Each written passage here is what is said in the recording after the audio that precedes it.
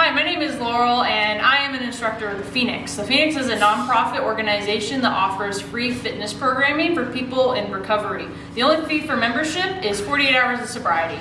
Today we're going to talk about a few balancing skills, and these are things that you can practice at home, on your bike, in your driveway, to prepare and get yourself ready to get out on the trails. So when you're hitting some of that more technical terrain or some of those rock gardens, you'll have better balance so you can make it through safely.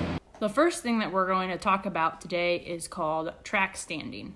With track standing, this is going to help improve your slow speed balance. The idea of this is to be able to move as slowly as possible or even stop while keeping your feet on the pedals and balancing on your bike. There's a couple of different ways that you can do this. A scaling option for track standing would be to lean your front tire against a wall so that you have a better center of balance, and then once you practice that and feel like that becomes easier, you can move on to trying to slowly move or stop your bike while standing up. The next thing that we're going to practice is called balance movements.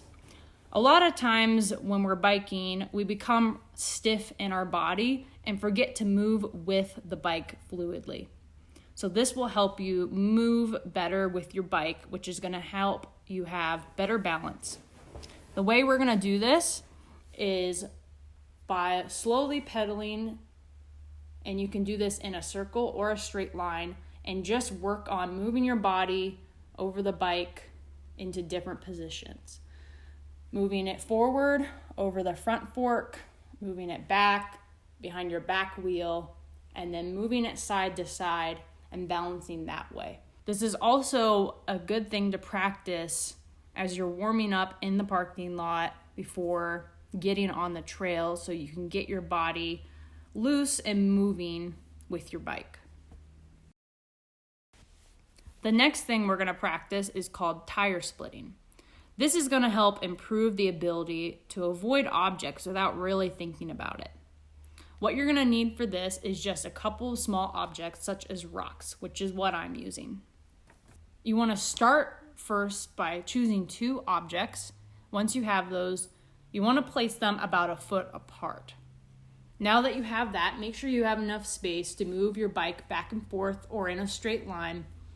And you're going to work on moving your bike through those rocks without hitting either one of them with your front or rear wheel. The challenge with this is that your front wheel needs a larger radius to turn than the back wheel.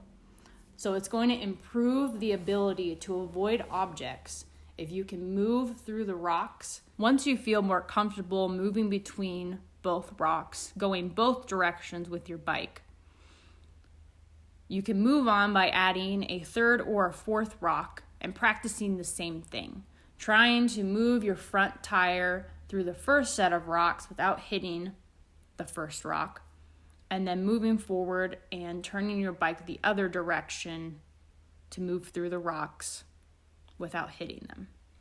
This is something that's really going to be useful with technical terrain and rock gardens.